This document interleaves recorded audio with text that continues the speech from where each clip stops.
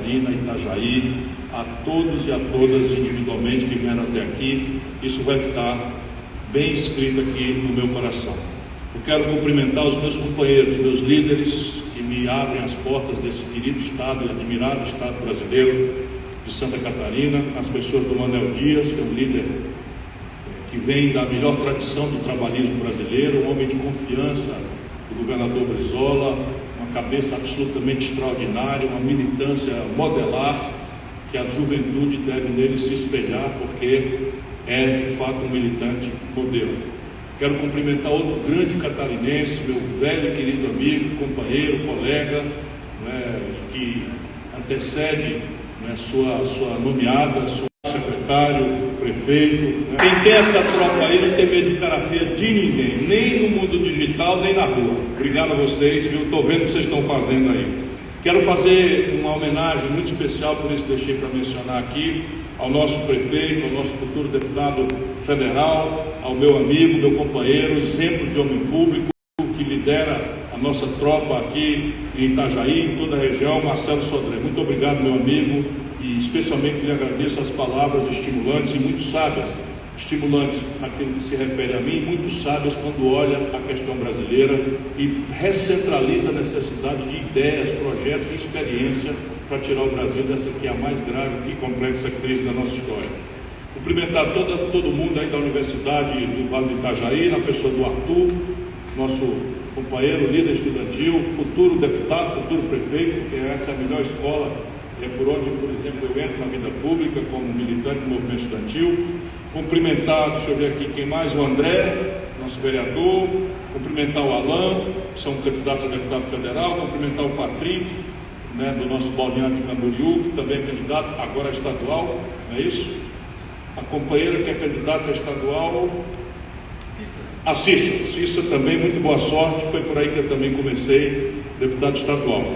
Aí, como a gente diz lá no Ceará, antes de fazer aqueles comícios intermináveis, antigamente, demais autoridades civis, militares e eclesiásticas. Aí está todo mundo cumprimentado. Bom, a reflexão que eu ando fazendo no Brasil, vocês mais ou menos, sendo militantes, simpatizantes, dominam. Mas nós precisamos ajudar o nosso povo, a mais simples, a entender. Porque, pode crer, estas eleições serão críticas em relação ao destino da nação brasileira.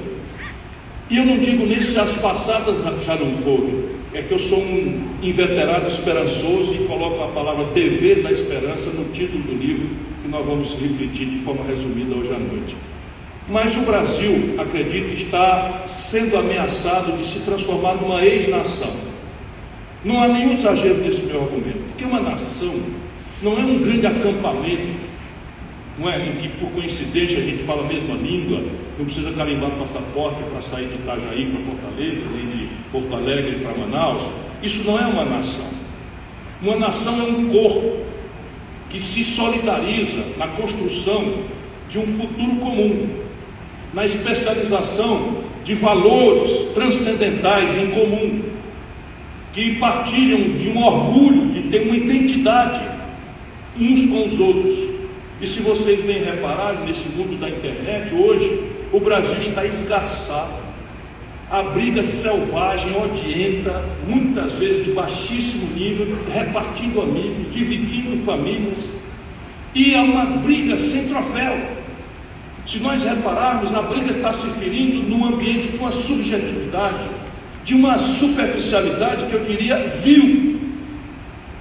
Uma superficialidade e uma coisa assim, de um lado, a oferta de uma memória afetiva, de um passado idílico, que jamais existiu de verdade. Neste país, pobre nunca comeu picanha e cerveja. Nunca. Houve momentos de folga da renda, houve momentos de melhoria da renda, historicamente. O Brasil tem muitos desses ciclos. Mas também não é verdade que o espectro comunista está ameaçando a nação cristã brasileira, como esses apologistas da imbecilidade apregou, e alguns deles até acreditam. Portanto, a nossa tarefa é tentar, e não é tarefa simples, é uma tarefa extraordinariamente complexa, muito audaciosa, e exige uma corrente de opinião, não é tarefa para salvador da pátria. O papel da liderança, o papel da guia, o papel da luz que alumia a encruzilhada, sempre será relevante, sempre será importante. Mas é muito mais importante e grave a luz do que aquele que carrega a luz. Muito mais importante é a ideia, é o exemplo que permita de novo as pessoas acreditarem na linguagem da democracia, que é a política, e que hoje no imaginário popular brasileiro, especialmente entre os jovens, é a linguagem da bandidagem, da pilantragem, do privilégio, da mentira, da ladroeira generalizada. E que se a política se desmoraliza, é a linguagem da democracia que morre. E se morre a linguagem da democracia, que é a política, tudo fica como está. Porque só a política tem a força de desestabilizar o pacto reacionário e o pacto conservador. Esse é o sentido moral superior da gente não ter medo de cara feia, da gente com toda humildade e lucidez saber de quanta dificuldade enfrentaremos, quanta hostilidade, quanta miudice, quanta contradição, quanto desrespeito passa longe, não me emociona nem me abala remotamente, porque há um sentido moral superior, que é ajudar a construir uma corrente de opinião que entenda o problema brasileiro, estabeleça um diagnóstico, não é? Sem nenhuma arrogância, sem nenhuma pretensão de ser dono da verdade, que seja um diagnóstico partilhado de forma comum entre todas as inteligências nacionais brasileiras, e a partir desse diagnóstico correto, pegarmos juntos na terapia. É uma terapia complexa, é caso cirúrgico. O paciente está profundamente doente, ele está com infecção generalizada e é caso de múltiplas cirurgias com risco de morte.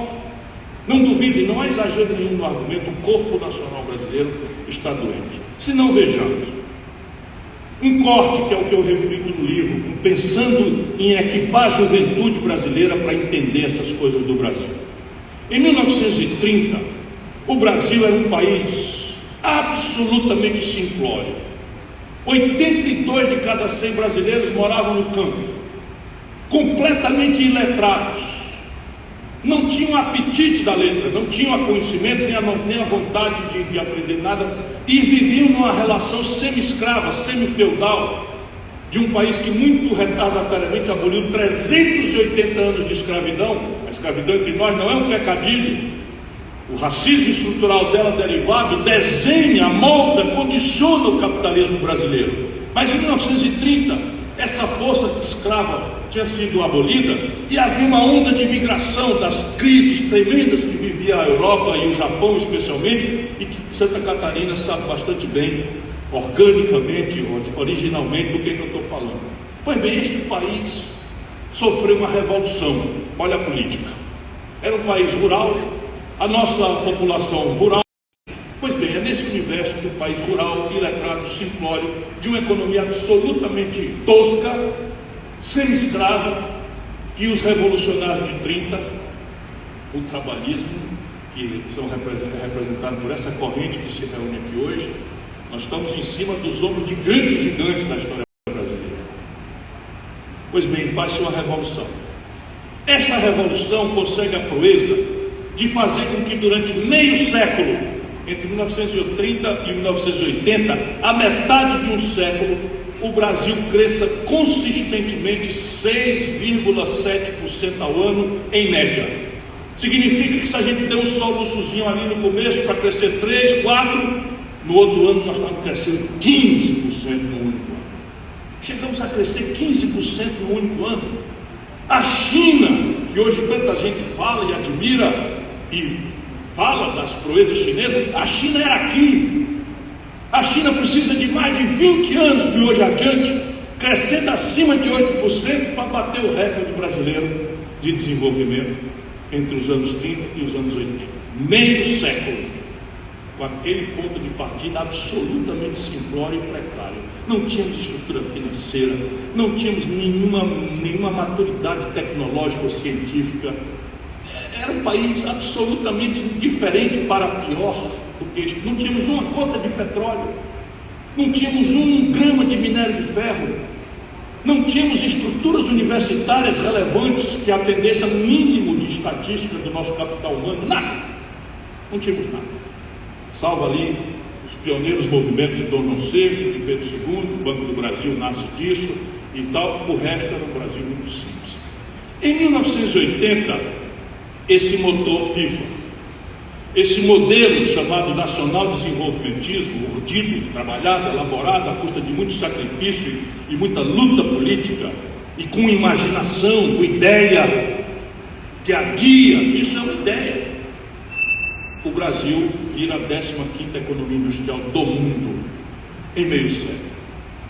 É referida a nossa experiência nos manuais e compêndios econômicos internacionais, por aí afora, como o milagre brasileiro.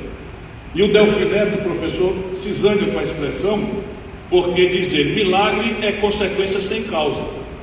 E é correto o raciocínio. Não foi um milagre, foi um processo de causação bem planejado, sistematizado, perseguido, com metas, objetivos, planificados, etc, etc, etc.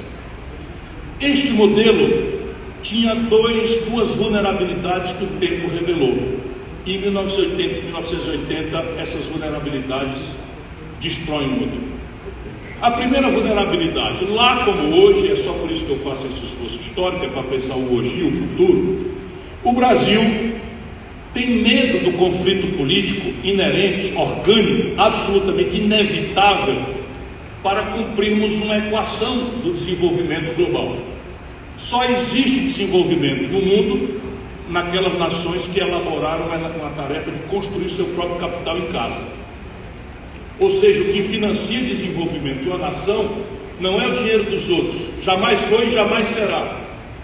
E isso é importante porque é a ideologia dominante do Paulo Guedes, mas também do lulopetismo, é de que o Brasil deveria praticar uma espécie de agenda do bom moço internacional, e uma vez reconhecido que nós somos um bom moço internacional, desregulação, privatização, aviltamento do mundo da proteção ao trabalho, etc, etc, privatização, etc, nós então seríamos reconhecidos pelo mundo como um bom moço internacional e, portanto, o mundo inundaria nosso país de dinheiros que financiariam o nosso desenvolvimento. Isto é uma grosseira mentira. Nunca houve isto na história de nenhum único país da humanidade. Dominem isso, jovens. Nunca houve na história da humanidade nenhum único experimento civilizatório de desenvolvimento que não tenha se baseado na construção do seu próprio capital em casa. E aí, porque construir capital é um conflito político, já nós vamos especializar isso quando tivermos, a partir do diagnóstico, trabalhando na terapêutica, o que é que nós vamos propor para o paciente moribundo chamado nosso amado Brasil.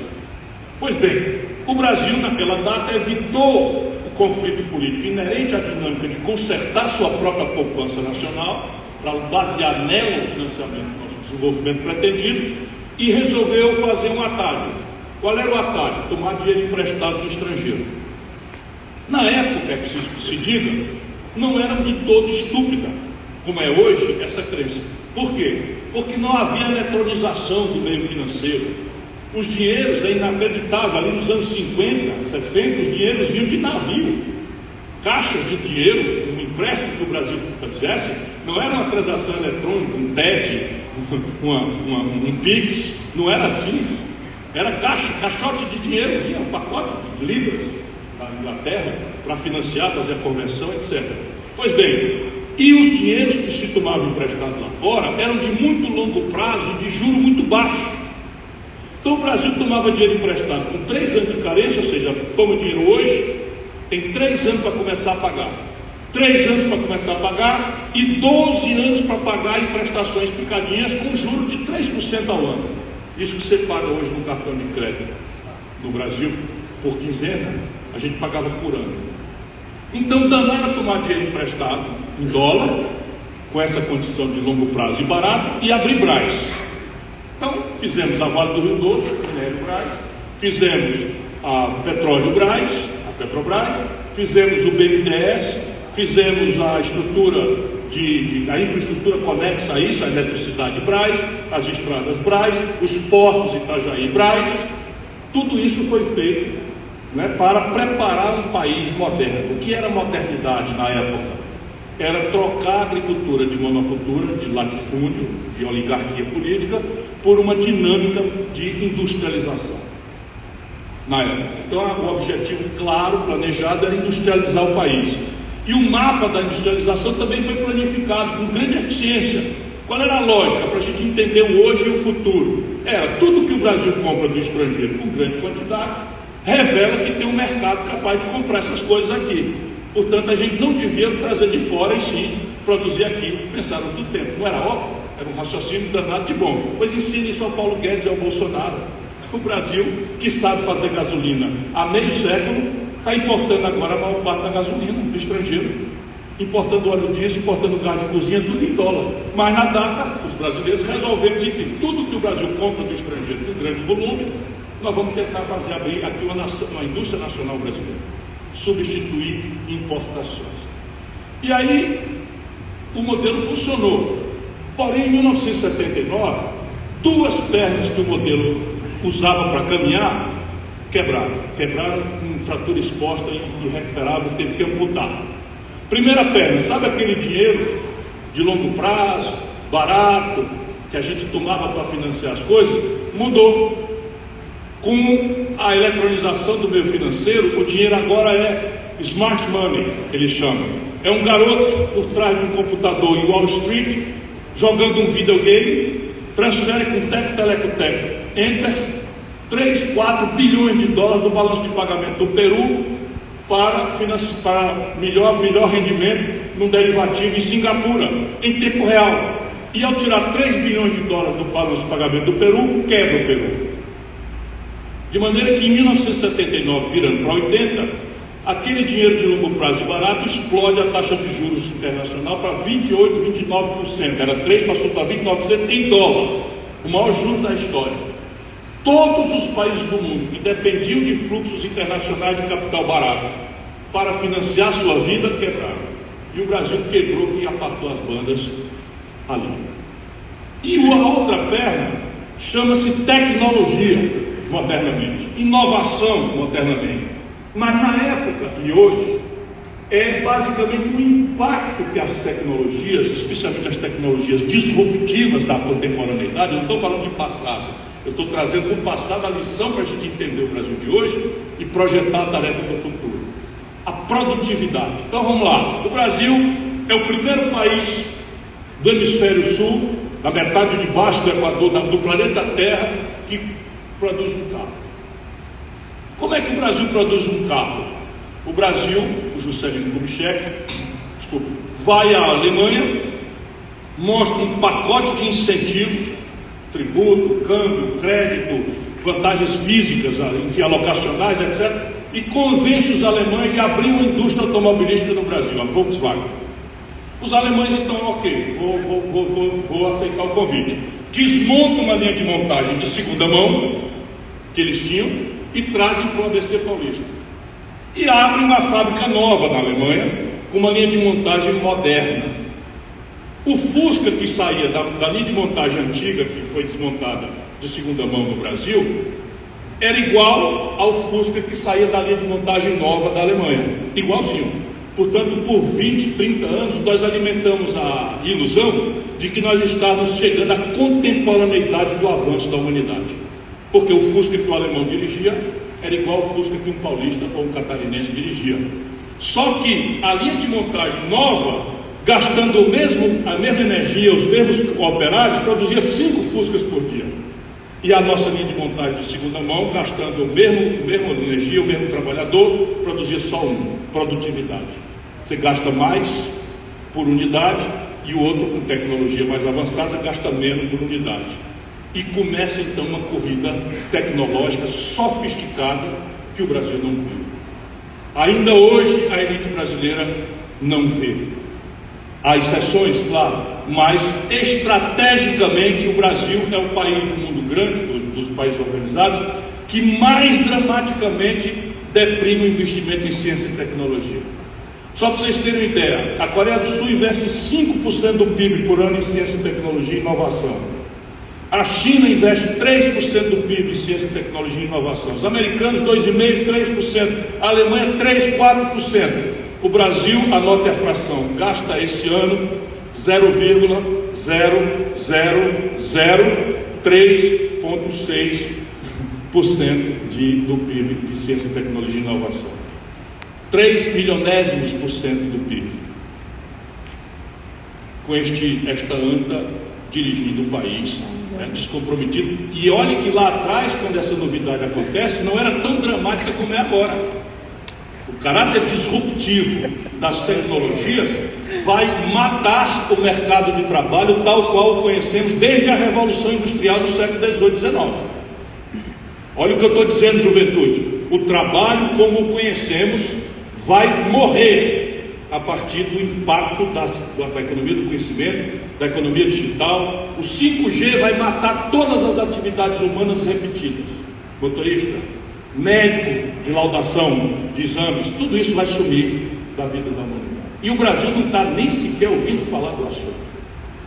E aqui nós voltamos então. Morreu o velho modelo, morreu de morte matada, rui o mecanismo da ilusão de financiar nosso desenvolvimento com o dinheiro dos outros, e morre o modelo que tinha na lógica de substituir importações uma decisão preguiçosa de não apostar na nossa própria inteligência tecnológica, mas sim fazer uma aposta de copiar-colar a inteligência dos outros. Porque na época as tecnologias se sucediam com 10, 15 anos de diferença entre uma geração e outra, e a gente então podia sair atrasado, copiar, imitar e ficar contemporâneo 8, 6 anos do último estado da arte. Hoje isso não existe mais. E quero dizer para vocês, para não perder assim a passagem, que só existe uma fábrica de processador de chip abaixo da linha do Equador, uma só. Chama Ceitec, uma estatal brasileira que fica aqui no Rio Grande do Sul, em Porto Alegre. O governo Bolsonaro está trabalhando para fechar a Ceitec, numa hora que está faltando processadores no mercado. Só para vocês verem a extensão criminosa do que está acontecendo no nosso país. Pois bem, quando morre o modelo, nós tínhamos uma ditadura. E aí eu preciso tratar com vocês dessa metodologia que no fim vai ser a conclusão da nossa reflexão de hoje à noite. O modelo econômico nacional desenvolvimentista, assentado no crédito externo e na preguiça tecnológica, morre por tudo quanto eu já descrevi. E a sequela disso é que na política nós tínhamos uma ditadura. Nós não podíamos discutir os assuntos. E aí na situação veio uma tentativa de relativizar as culpas e responsabilidades trágicas da ditadura e dizer, olha a crise que está aí, o país parou de crescer, então a crise que está aí deriva da questão tecnológica. Nós aqui, não quero nem ouvir, não quero nem saber. Devolve a democracia. A oposição também foi deformada, embora com razão. Mas a oposição que governa o Brasil hoje, Fernando Henrique e Lula, especialmente, tiveram essa deformação, que era desconsiderar a complexidade da tarefa que nós tínhamos para um consenso raso de enfrentamento à ditadura. Não estava errado, não estava errado. A tarefa emergencial, urgente, dramática, era restaurar as liberdades, a democracia do Brasil. Porém, não podíamos acreditar na nossa própria insensibilidade de negar que parte da crise não era culpa da ditadura, mas do modelo que tinha se exaurido. Nós acabamos acreditando na nossa própria insensibilidade. E aí redemocratizamos o país. Minha geração acredita na política como um milagre, companheirada, porque nós ganhamos todas. Vocês têm uma onda de frustração permanente, a política só manda notícia ruim, contraditória, mas a nossa geração, nós acreditamos na política como um milagre, felicitante, porque nós fomos lá e ganhamos todas. Anistia, eleição direta, constituinte, pluripartidarismo, tudo o que nós planejamos na política, nós fomos lá, alguns companheiros tombaram, outros foram torturados, outros morreram, outros foram exilados, tem deles que foi caçado 3 vezes, só por fidelidade ao povo, que é o nosso maneco aqui, nosso Manel Dias, mas ganhamos. Agora, o que acontece? Redemocratizamos o país e os escombros da ordem econômica caíram no nosso colo. E aí vem as tragédias brasileiras, Sarney, e vejam o que acontece no Brasil. Vejam o que acontece no Brasil. Nós montamos um modelo de governança política em que, por pragmatismo cínico, o Fernando Henrique introduz a ideia de que nós precisamos contemporizar com a canalice, com a roubalheira, com a fisiologia, com o clientelismo, com a corrupção como um elemento orgânico da governabilidade do país. Cada um de vocês já deve ter ouvido alguma menção disso. Olha, não é possível, não é? Como assim, cara pálida? Como assim, cara pálida? Não é verdade isso. Nós temos 40, quase 50 anos de governança de Pedro II, um homem austero que não tinha uma EIVA nem na mais remota de corrupção. A República Velha no Brasil, com todo o seu criptoconservadorismo, não há a menor menção de corrupção na República Velha, né? Na Revolução de 30, o Getúlio se mata porque havia uma onda de porrada do estrangeiro para cá, contra o projeto nacional brasileiro, contra a ideia de uma emancipação nacional em matéria de petróleo, que ele cria a Petrobras, etc. E ninguém achou a menor mancha. O que essa petezada já fez de calúnia com o Brizola, inventando coisas, o Brizola morre, ninguém levanta uma mancha na honra dele, Brizola. O Itamar Franco, agora mais recentemente, eu fui ministro da Fazenda do Itamar Franco. O Itamar Franco nunca respondeu e nunca abriu a porta do governo para essa bandalheira, para essa canalice. Isto deriva de um pacto entre Fernando Henrique e Lula, lá pela lógica da política de São Paulo, do tal rouba mais faz do Adhemar de Barros. Essa é a tradição lamentável que nós temos visto replicar no Brasil. Pois bem, o que acontece na sequência? A governança política do Brasil, dando esta centralidade, inviabiliza o país. Quer ver? Não, tome nota aí, eu estou me chamando a atenção disso. O Collor, o primeiro presidente eleito, foi cassado. O Fernando Henrique desmoraliza-se de lá para cá, nunca mais o PSDB ganhou uma eleição nacional no Brasil. Vocês repararam isso? Do desastre do governo Fernando Henrique. O Lula foi parar na cadeia. A Dilma foi cassada. O Michel Temer sai pela porta dos fundos, no poder não foi capaz de disputar uma reeleição e o Bolsonaro se desmoralizando. Será que este modelo funciona?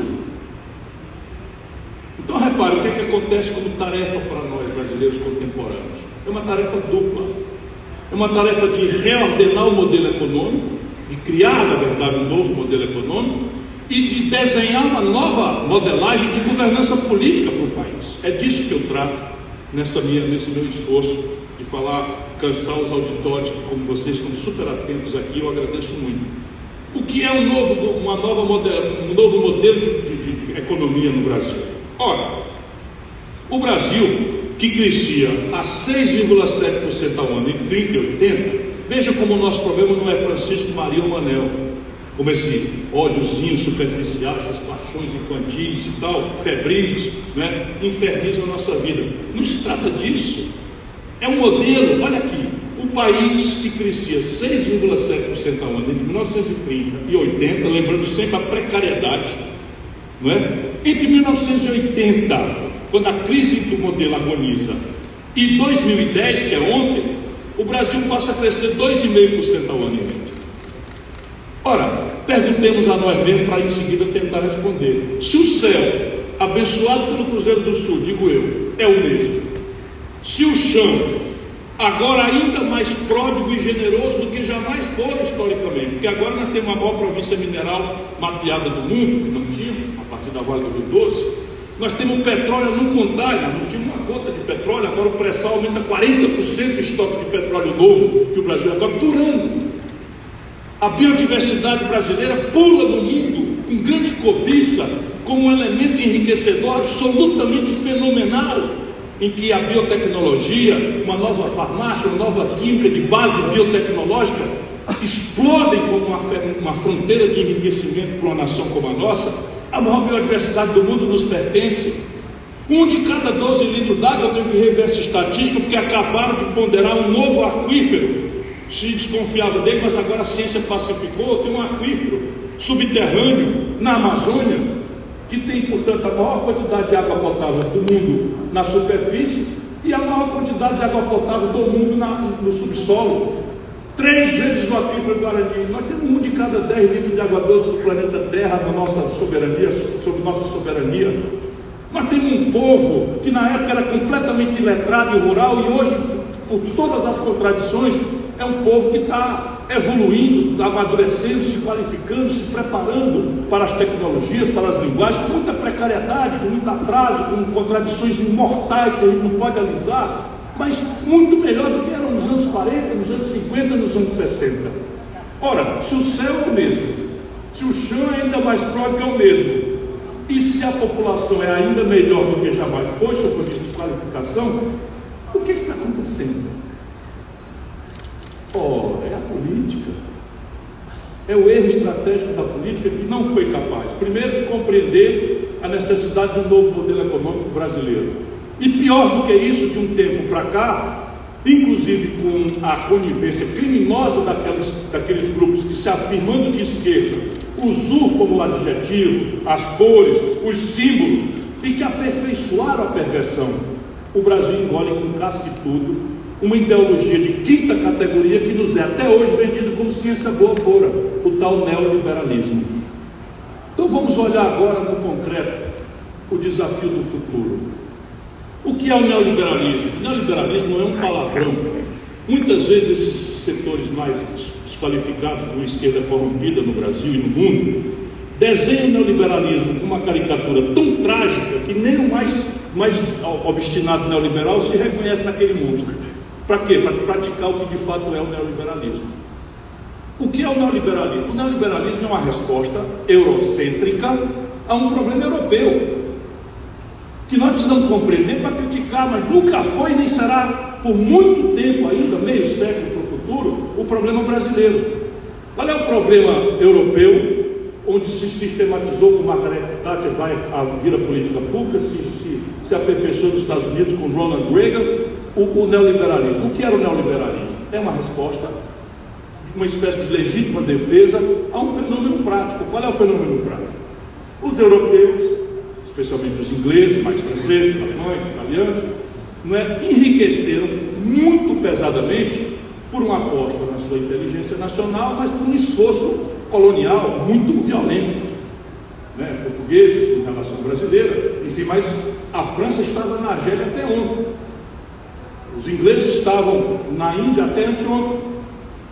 Então eles constroem uma riqueza baseada nessa lógica interna de aposta na inteligência nacional e na exploração colonial.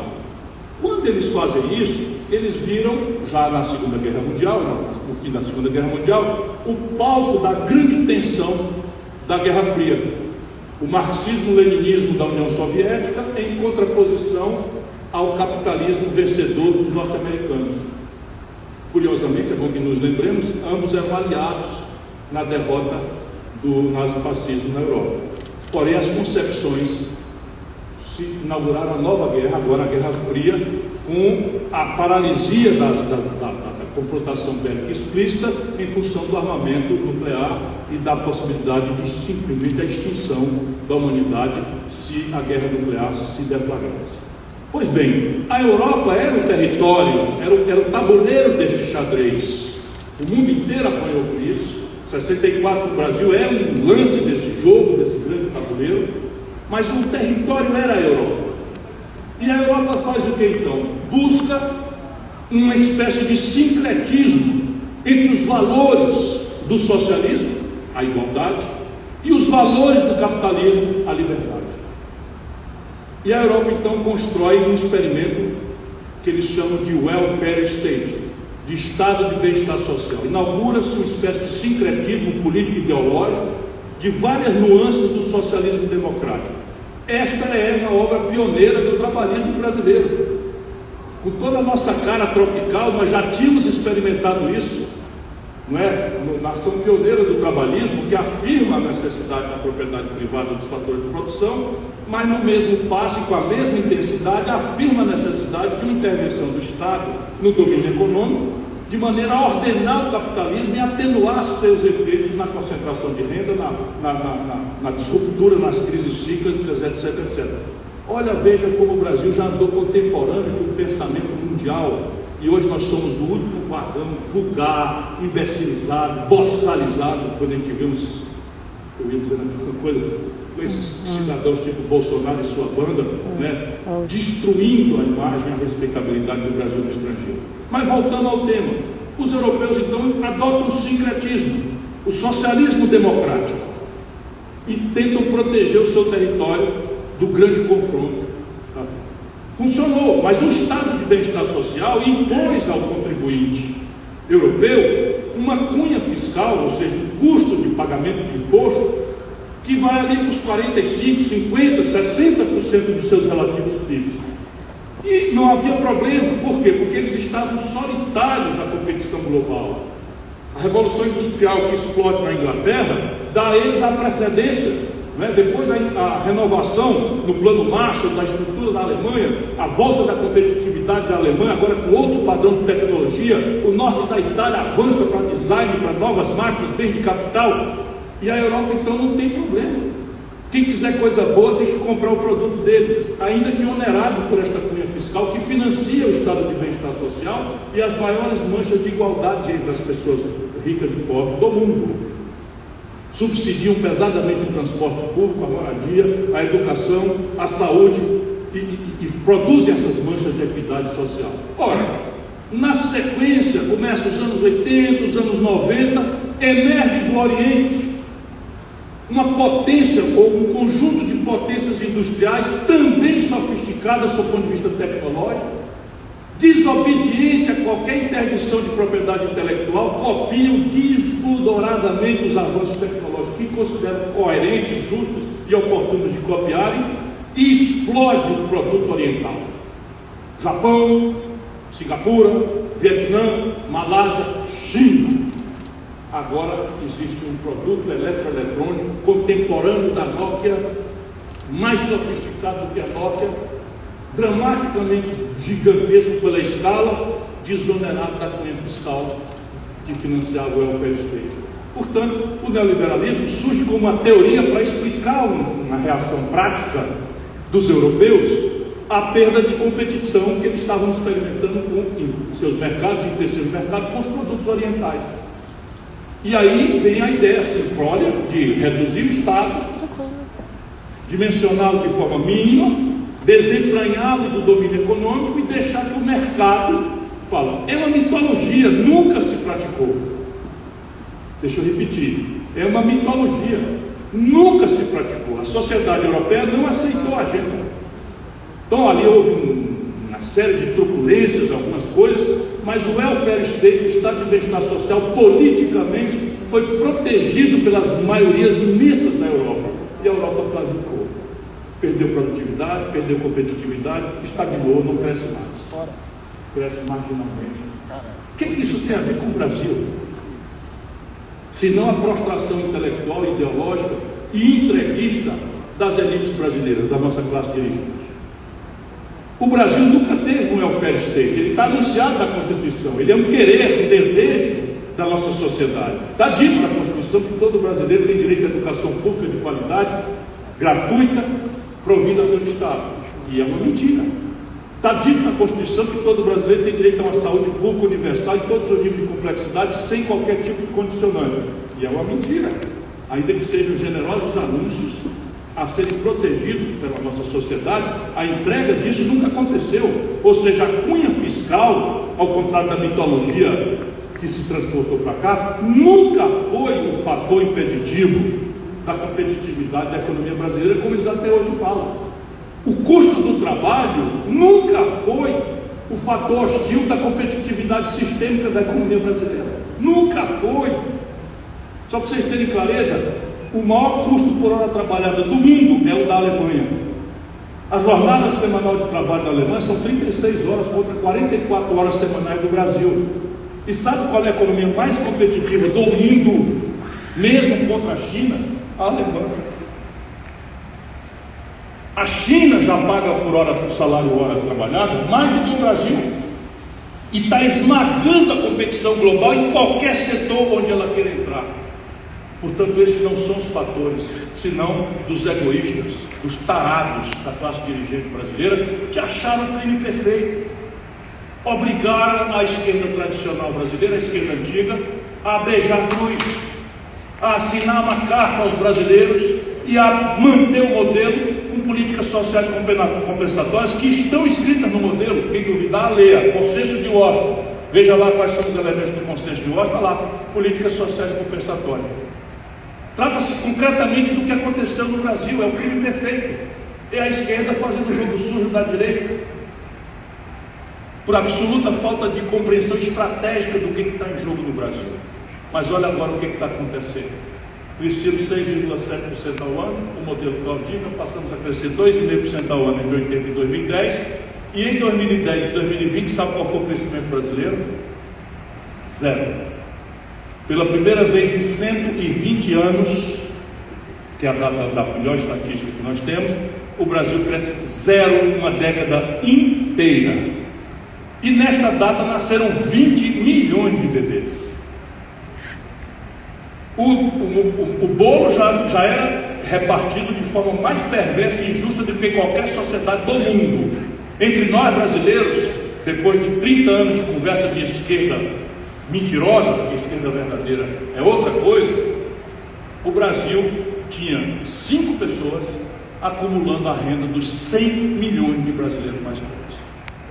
Vou dizer de novo, 5 brasileiros têm hoje a fortuna em 5 mãos, que equivale a tudo que possuem os 100 milhões de brasileiros mais pobres e de pequena classe média no Brasil.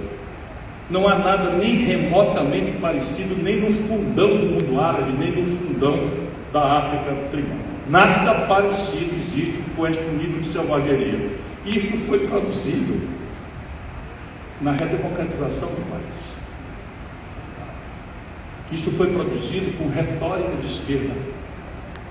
Isso foi produzido com esta grande fraude que é a aplicação do neoliberalismo num país cuja característica jamais foi a perda de competitividade por uma cunha fiscal do welfare state que nunca existiu na prática. E aí nós chegamos ao contemporâneo. Qual é a consequência disso na prática? A consequência disso na prática é a seguinte: hoje, no Brasil, 40 de cada 100 trabalhadores estão na precarização, na mais selvagem informalidade.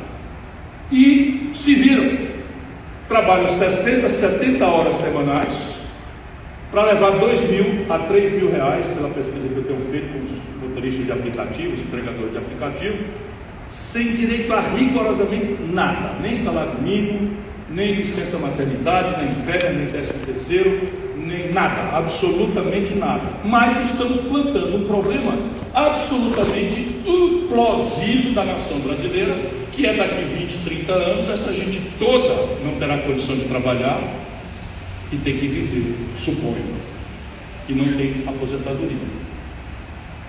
Estão fora da contribuição, porque o eixo central da contribuição é a carteira assinada, é a formalização do mercado de trabalho. 40% da força de trabalho brasileira, nunca houve nada parecido. E a renda está despencando, como proporção da renda, a renda do trabalho está despencando como proporção da renda nacional. O desemprego aberto, que considera que uma pessoa que está numa coisa de aplicativo está empregada, ainda que não tenha carteira, o desemprego aberto, quem não consegue sequer trabalhar na informalidade, atinge 14 milhões de brasileiros. E o IBGE desclassifica do desemprego aquele brasileiro ou aquela brasileira que, de tanto procurar emprego e se decepcionar, desistiu de procurar emprego. Ele não está contado como desempregado, ele é contado como desalento. São 6 milhões de brasileiros. Vocês estão entendendo? Nós estamos falando aqui que 2/3 da força de trabalho do Brasil ou estão na precariedade ou abertamente desempregados ou desistindo. 2/3! Isso não é sustentável. E a população bombardeada, com o capítulozinho à parte do livro, com uma ilusão também neoliberal, filosófica, de que o ser feliz moderno não é mais uma subjetividade que se alcança no amor romântico. Ali a Gisele me filmando, coisa linda, né? Não é mais o amor romântico, não é a poesia, não é o romance, não é a insurgência revolucionária que a nossa geração, né, via como uma coisa felicitante, extraordinariamente excitante. Não, hoje modernamente é um grosseiro equívoco, vai matar o planeta se nós não interrompermos isso. Ser feliz é quanto de uma expectativa de consumo dramaticamente ofertada por tudo quanto é buraco da cabeça da gente: outdoor, não é, internet, cinema, televisão, propaganda, compre, e nós não temos renda para isso. E nem o planeta Terra aguenta esse padrão de consumo. nós estamos exaurindo o planeta, ele não resiste muito mais tempo, não é? E as mudanças estão aí já desafiando estratégias graves, globais, e o Brasil tem necessariamente que buscar um protagonismo nisso. Nós somos o pior marginal do mundo hoje nesse cenário. Vai começar agora a reunião do clima, lá estará o Brasil passando vergonha, porque nós não estamos conseguindo sequer manejar a estrutura de comando e controle das nossas leis em vigor, o que dirá os aperfeiçoamentos de ordenamento territorial, de planejamento, de censo geográfico, de zoneamento econômico e ecológico, de empoderamento das estruturas de comando e controle, que estão completamente desmoralizadas e destruídas. Então veja, neste componente, o diagnóstico é esse: o Brasil não aguenta mais. E a razão disso que nós estamos vivendo na política, o que nós estamos vivendo, não é outra, é essa. Porque repare aqui, para te dizer de novo, não é Chico, Manel ou Maria, é questão de modelo. Eu te disse a vocês que entre 2010 e 2020 o Brasil teve 10 anos de paralisia absoluta, pela primeira e única vez em 120 anos. Vamos esquartejar esses 10 anos. 6 anos PT Dilma, 2 anos Michel Temer, que é a irresponsabilidade demagógica do Lula, botou na linha de sucessão, e 2 anos de Bolsonaro. Bolsonaro está atrapalhando e agravando tudo. Não misturemos uma coisa com a outra. Essa é a pior excrescência, na minha opinião. Respeito quem pensa diferente, mas discordo. É a maior excrescência que a vida pública brasileira já produziu na nossa história. Porém, se nós somos honestos e quisermos achar a raiz do problema, é preciso sair desse Chico, Manel, Maria, para elogiar ou para criticar. 10 anos parado. 10 anos parado foi. Quando é que começou? 6 anos Dilma. Não estou atacando a Dilma, eu estou localizando no tempo quando é que a crise que eu estou precisando esconjurar, resolver e propor, onde é que ela nasce, por que ela nasce e como ela nasce, senão não vão saber resolvê-la. 2 anos Temer, que foi o Lula que botou lá, ou alguém acha que o Temer veio para ali porque tinha muito voto? Era o último deputado votado em São Paulo. Botou, ele diz, quem quiser duvidar, ver no Google, ele diz, para tempo de televisão. E é isso, nós botamos um canalha, um ladrão na linha de sucessão do Brasil, porque trazia tempo de televisão. Olha a leviandade com que nós estamos tratando o destino dessa grande nação. E se aqui é uma retórica, que a gente vai voltar para casa, se Deus quiser, todo mundo bem, para muitos de nós é a diferença de vida ou morte. É só imaginar que por trás desses números, 129 milhões de brasileiros estão comendo precariamente, 20 milhões estão passando fome, são crianças. Se a gente não entender isso, é porque nós trocamos o coração por uma pedra. E sabe, gente que trocou o coração por pedra não é mais gente, é bicho.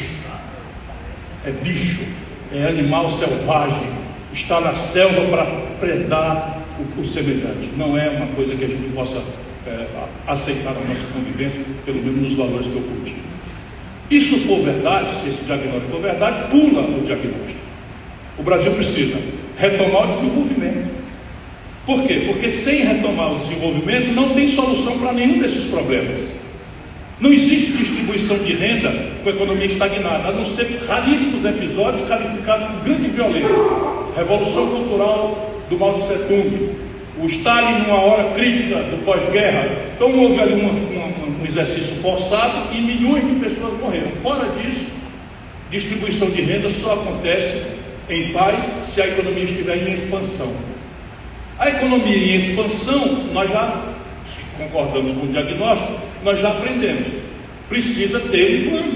Ou alguém acha que esse conjunto extraordinariamente grave de números será resolvido pelo espontaneísmo individualista do mercado, como professa a mitologia neoliberal? Se alguém acreditar nisso, me diga onde foi que isso aconteceu, foi ir aprender. Nunca aconteceu.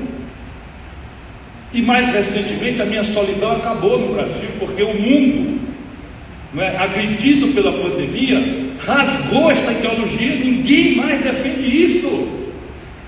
Eu venho das universidades dos Estados Unidos, da Europa, ninguém mais defende essa perversão. Ô Paulo Guedes, vai ler um manual do Capivarol, sabe? Vai dar uma olhadinha nos jornais mais dos tabloides. Ninguém mais defende esta aberração. O Joe Biden celeste dos Estados Unidos falando em empoderamento dos sindicatos. O Trump já falava em proteção da indústria norte-americana. O centro da nova tensão global é o conflito de espaço de domínio industrial e tecnológico entre os Estados Unidos e a China. E ficam esses canalhas advogando a demissão do Estado brasileiro de tarefas sensíveis como a eletricidade, de base hidráulica. Onde é que existe isso, pelo amor de Deus? De alguém entregar a sua base hidráulica, o seu regime de águas, com todas as contradições. Estamos aí, o Sul sentindo falta d'água, o Nordeste já sabe o que é isso há muito tempo. Aonde é que um país tem de exemplo que entregou o seu regime de águas ao capital estrangeiro, privado? Não existe esse precedente. Petróleo no mundo, companheirada, não existe, brincadeira. 80% do petróleo do mundo pertence a estatais que estão evoluindo para fortalecer a integração das suas corporações petrolíferas do poço ao posto, para proteger nação a nação, no quanto puder, das oscilações especulativas desse mundo. O Brasil está fazendo exatamente o oposto. Nós já tivemos uma companhia integrada do poço ao posto, com o desenvolvimento tecnológico do país sendo devedor a ela de coisas graves, importantes, como buscar petróleo no pré-sal, numa ciência desenvolvida pelos brasileiros, cientistas brasileiros. Estes canalhas estão dolarizando o preço do barril de petróleo que nós tiramos por $10, estão vendendo para o povo a $80. E a diferença de 10 para $80, Manel, não está indo para consolidar o passivo, pagar dívida da Petrobras, melhorar o seu balanço.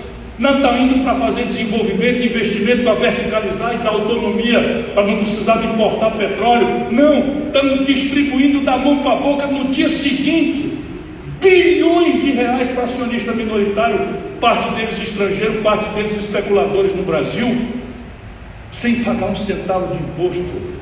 Este país está sendo saqueado e nós precisamos compreender estrategicamente.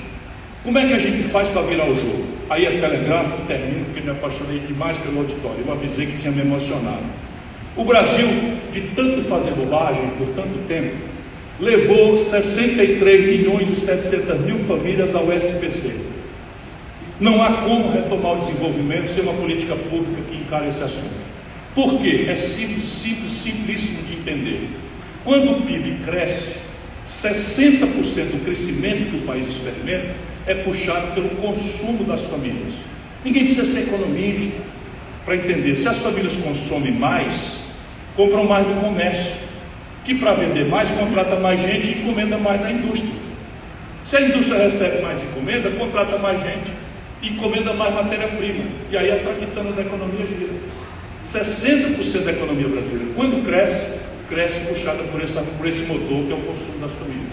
O consumo das famílias vem de quê? Emprego, renda e crédito. Emprego e renda vem depois que a economia cresce. A única ferramenta que nós temos para alcançar com uma política pública, para tirar o país deste colapso, é uma política pública de reestruturação do crédito explodido das famílias brasileiras. Sabe o que é isso? Para os ricos brasileiros faz 25 anos. Direita, centro, esquerda, tanto faz a retórica. Faz 25 anos nesse país que no fim do ano o governo federal faz um refis. O que é o refis?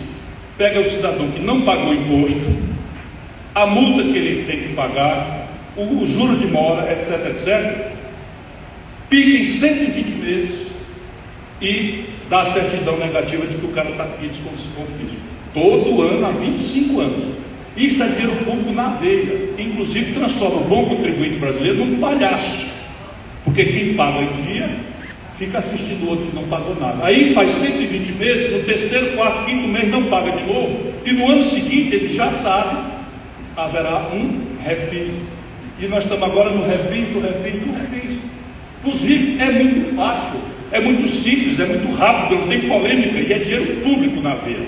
Quando eu sistematizei a proposta de limpar o nome das pessoas por uma reestruturação com dinheiro privado, com dinheiro emprestado, não é dar para ninguém, nem tirar do cofre do tesouro, pegar Banco do Brasil, Caixa Econômica, o mundo cai em cima de mim. Por quê? Porque esses 63.700.000 são os novos escravos.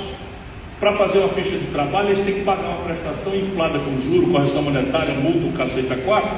Ninguém protege ele, paga essa prestação com casca e tudo, tira o nome, tira a certidão e no dia seguinte inadimple de novo. E esse fluxo de tanta gente virou uma grana preta do sistema financeiro mais predador do planeta Terra. Aliás, sistema financeiro mais quebrador do planeta Terra, porque ao longo dos últimos 10, 15 anos, de novo, com uma retórica de esquerda fazendo serviço sujo da pior direita, o Brasil concentrou em 5 bancos, 85% de todas as transações financeiras. E o sistema financeiro brasileiro virou um cartel. E por isso a gente paga há 26 anos o maior juro do planeta Terra, sem rival. Você desconta duplicado em Itajaí por 45% de juro ao ano. No Japão você desconta por 2% de juro ao ano. Vocês têm clareza. Mas se você cai no cheque especial, pica a conta do cartão de crédito, você está pagando 300%, 280% de juro ao ano. Quando eu falo isso nas universidades por aí afora, as pessoas se mexem na cadeira porque pensam que houve um problema no meu sotaque de Sobral ou erro de tradução. Mas é isso mesmo, não existe nada parecido, 300% de juro ao ano para você girar um cartão de crédito. E as pessoas estão pagando cheque especial, estão pagando cartão de crédito com cheque especial no Brasil. Ou a gente faz isso. Segunda questão, para não esticar muito a conversa: o endividamento empresarial. 6 milhões de empresas brasileiras, com 4 empregos em média de uma pela outra, são 24 milhões de empregos com a faca no pescoço, estão no Serasa, que é o SPC das empresas, na antessala da falência. Ou você faz uma política de reestruturação desse passivo, condicionando isso à retenção de emprego com carteira assinada e um plano de investimento, ou não tem saída, porque o crescimento econômico vem do consumo das famílias e do investimento empresarial. O terceiro motor é o investimento público. Esse ano, companheirada, o Brasil está planejando investir 30 bilhões de reais. Esse é o menor valor de toda a história brasileira. 30 bilhões de reais por nação como a nossa é nada, acredita. Porém, o Bolsonaro entregou 19 bilhões desses 30 para a canalha do Centrão roubar. Numa tal emenda do relator, vejam no Google, emenda do relator, 19 bilhões de reais, que basicamente, não duvidem, é pegar essa montanha de dinheiro, 2/3 do restinho que tem, jogar para cima, por mais picareta agarrar e roubar. É isso aí, o investimento público brasileiro. Sabe onde é que vai sair desenvolvimento do investimento público dessa natureza? O investimento privado colapsado, o consumo das famílias colapsado? Nunca. E o terceiro é uma reestruturação da plataforma industrial do Brasil. Algumas coisas soaram óbvias, mas parece que Deus, por amargura, está nos dando uma lição muito sofrida. O livro fala em coisas, a lei do menor esforço, do caminho mais rápido. E eu estou falando, antes da pandemia, estava começando quando eu lancei o livro, no complexo industrial da saúde. Veja, quando explodiu a pandemia, o Brasil estava importando, antes da pandemia, 17 bilhões de dólares por ano, com dinheiro público, financiando emprego na China, na Índia, na Europa e nos Estados Unidos. Sabe quanto é que dá 17 bilhões de dólares ao câmbio de 5,60? 100 bilhões de reais por ano. E isso, qual é a ferramenta? A compra governamental. E a tecnologia, da mais simples para mais complexa. Máscara de proteção que vocês estão usando, made in China. Todas as máscaras que o Brasil está usando estão vindo da China.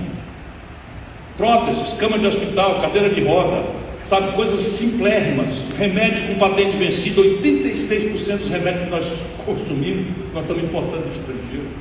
Qual é a explicação?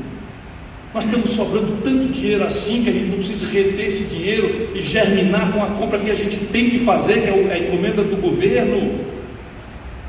Aí o complexo industrial do petróleo e gás, olha a amargura nos ensinando. Por que está explodindo o preço? Porque o governo adotou uma política canalha, corrupta, é suborno, não duvidem disso, de alto nível, o que explica essa patologia. O Brasil tira um barril de petróleo do pré-sal, que ganhou escala tão espetacular, entre 10 e 15 dólares. Ao invés de a gente cobrar do povo brasileiro um barril de petróleo pelo custo em real que ele nos custou, a gente olha para Roterdão, que está um mercado especulativo de petróleo, e o petróleo está em 40, 50, 60, 70, pode chegar a 110 dólares. Eles mandam ver nas costas do povo brasileiro, não o petróleo quanto custou, mas quanto seria se a Petrobras vendesse esse petróleo no estrangeiro. Essa é a queda. O coisa, sabe o que é? Paralisaram todos os investimentos em refino e achando pouco, paralisaram 1/3 da capacidade de refino que existe hoje no Brasil. As refinarias estão paradas, enferrujando, e explodiu a importação de gasolina. querosene de aviação, gás de cozinha e óleo diesel, em dólar. Ora, então veja, o barril de petróleo que é produzido em real, eu cobro pelo preço especulativo. E o preço do gasolina que eu estou importando, eu cobro no dólar, que era R$ 3,70 quando o Bolsonaro assumiu por dólar, R$ 3,70, agora é R$ 5,60. Então eu estou cruzando uma pinça, um alicate no pescoço da nação brasileira, explorando um monopólio que só existe porque é estatal. E aí sim, essa montanha de lucro, vou repetir, o Brasil precisa acordar. Essa montanha de lucro, sabe o que está acontecendo? A Petrobras tem muita dívida. Então, uma empresa bem administrada tem um lucro muito grande, abate a dívida, saneia o passivo, estrutura a companhia para ficar melhor, isso qualifica a companhia. Zero, estão deixando a dívida toda para o futuro, para vocês. Ou então, investe, pega o lucro e investe. Vamos nos tornar livres da importação em dólar de derivados de petróleo, vamos financiar empregos no Brasil. Não, o que eles estão fazendo? Criminosamente distribuindo esse lucro apressadamente por trimestre, não apura nem no ano, para lucros e dividendos para meia dúzia de acionistas privados. É suborno. Sabe quanto esse picareta que dirige a Petrobras está ganhando como presidente de lá? Com mais de um general traidor da pátria brasileira?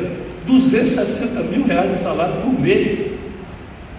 E recebe 13, 14, 15, 16 salários. Porque contabiliza esse lucro e entra na participação dos resultados. Este é um país saqueado. Mas a esperança que eu tenho é que, se a gente esclarece isso, o Brasil tem base física, base humana, e se a gente preservar a democracia, o povo brasileiro, vamos achar o caminho. Muito obrigado pela sua atenção.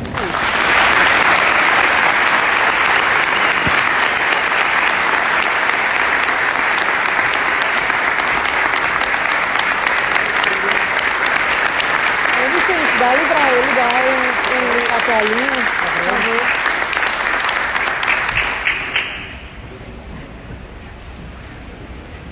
Muito obrigada ao senhor Ciro Gomes pela brilhante palestra.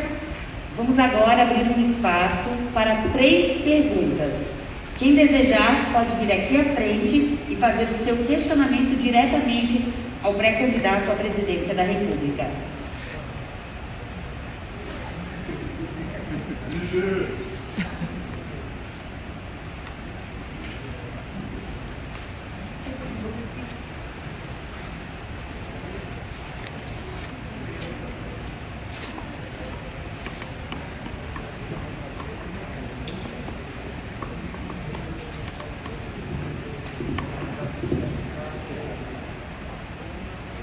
Boa noite a todos. Quero cumprimentar o ministro Ciro Gomes, né? Hoje eu tive a sensação de vê-lo como um amigo, porque ouço ele desde 2018, né? E também acho que se deve pela humanidade que ele transparece para a gente. É difícil ver alguém na posição do Ciro, né? Quando você olha no olhar dele, consegue ter uma conexão, né? Às vezes a gente encontra um poderoso, um político, e você olha no olho dele, mas não sente essa conexão, né? Então, assim, Ciro, eu tenho uma pergunta sobre os estudantes que ficaram endividados por causa dos FIES, tá? Mas primeiro quero te fazer um pedido, depois, quando for responder, eu queria que tu desse uma saudação à Canelinha, que é a minha cidade natal. Canelinha. Canela pequena. Canelinha. E, em especial, que você fizesse um pedido de voto à minha família. Eu fui expulso em 2018 da família. Eu era o único que ali defendeu sua candidatura, né? Todo mundo bolsonarista. E em algum momento saí. Então hoje eu queria que você fizesse um pedido à família Leal de Canelinha. Tá? Então, dá sua saudação à minha cidade, Canelinha, e em especial à minha família, que é a família Leal. Temos um vereador da nossa família na cidade. A minha pergunta é a seguinte: hoje ainda vindo para cá, eu vi uma notícia no UOL dizendo que o governo pretende anistiar a dívida dos estudantes, né, que ficaram endividados do FIES. Qual seria a sua proposta, ou o que você faria no eventual governo seu para essas pessoas? Bom, antes de mais nada, eu gostaria de mandar um forte abraço para todos os irmãos e irmãs brasileiros, gente querida de Canelinha, e fazer um pedido encarecido para a família Leal. Faça isso com meu filho.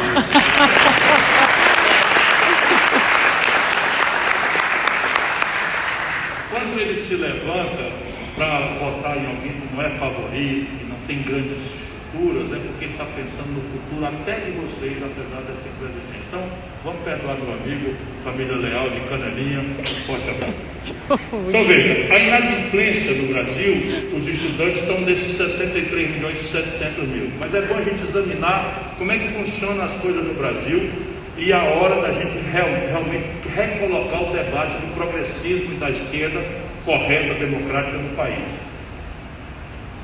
O FIES custou aos cofres públicos, dinheiro que foi tirado da saúde, que foi tirado da escola pública, 47 bilhões de reais. Esse dinheiro passou diretamente para o bolso de empresários privados da educação. E na constância do governo Lula, nasceu o maior conglomerado privado de educação do mundo, chama Croton, também é bom apurar na internet. O maior conglomerado privado de educação do mundo nasceu com dinheiro público, via ProUni, que é renúncia fiscal, e o FIES, que é ainda pior. 47 bilhões passados do cofre público para o bolso do empresariado de educação privada, deixando no caminho o estudante endividado com uma média individual de 70 mil reais para começar a vida, num ambiente que então não tem emprego e que a renda da informalidade precária não chega nem perto da pessoa poder ter disponibilidade para pagar. Resultado, se aproxima de quase 2 milhões de garotos começando a vida com nome sujo no SPC. Já faz tempo que eu estou propondo uma reestruturação do passivo para todas as famílias, faz muito tempo que eu discuto isso. Lá no Ceará a gente faz isso todo mês, só para vocês terem uma ideia de como é cruel a elite brasileira.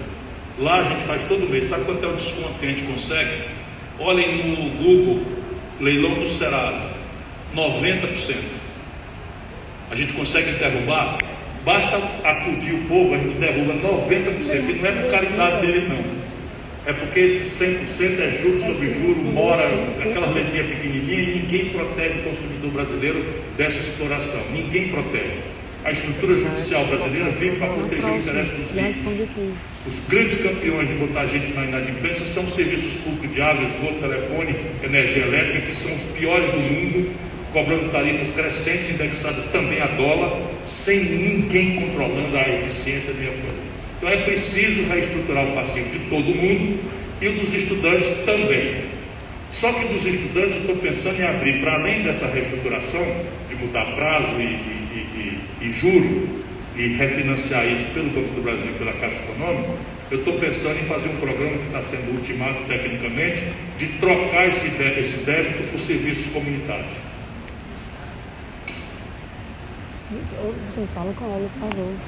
Muito obrigada. Em tempo, registramos e agradecemos a presença do senhor Eduardo Zanata, vereador de Balneário Camboriú. Temos mais um questionamento, por favor, pode vir até aqui.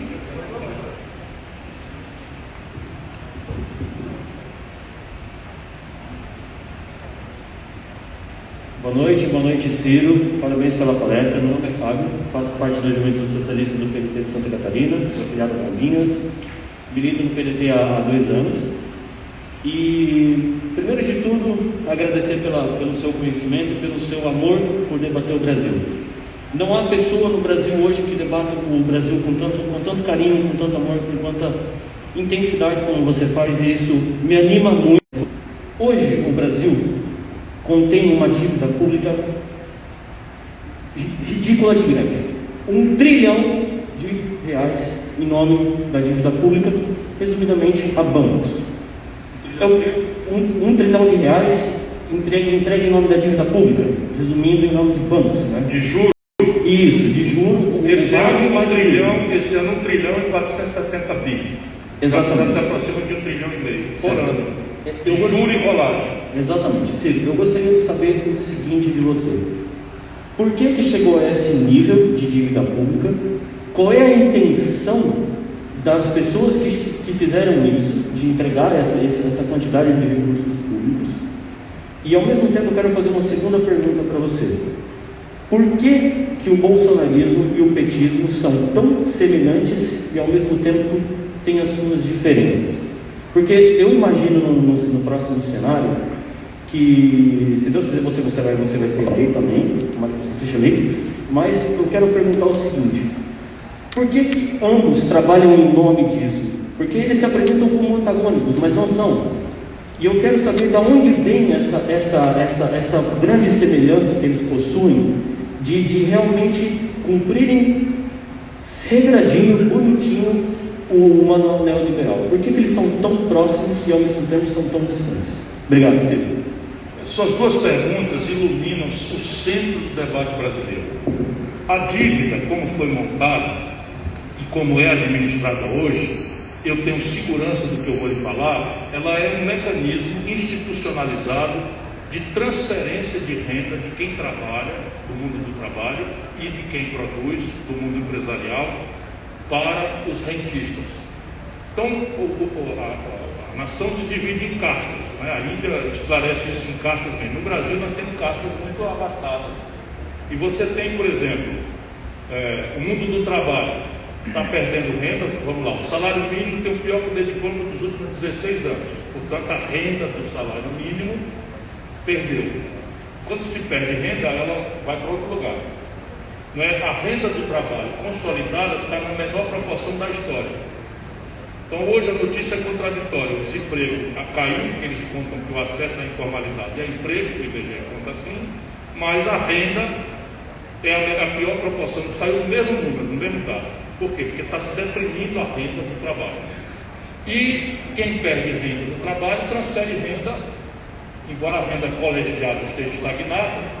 Se alguém perde, é porque outro grupo ganhou, né?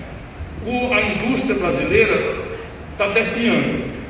Só para você ter uma ideia, quando a gente chegou nesse estágio do nacional desenvolvimentismo, no auge ali em 80, quando quebramos, um terço do PIB brasileiro, e Santa Catarina tem uma parte relevante disso, é industrial. Um terço do PIB, hoje caiu para 9%. A Ford, como símbolo, estava no Brasil há 54 anos, foi embora. A Sony estava no Brasil há 60 anos, foi embora. Por quê? Porque a capacidade instalada ociosa da indústria brasileira, colocada no Brasil, sendo multinacional, há 15 anos está entre 25% e 30%. Ou seja, eu sou capaz de produzir 1000 geladeiras, só consigo vender 750, 700. E isso destrói o business plan, destrói a rentabilidade do imobilizado, a taxa interna de retorno, é prejuízo. E aí 10 anos de prejuízo, a matriz manda fechar e ir embora, porque hoje em dia a estrutura física é irrelevante, né?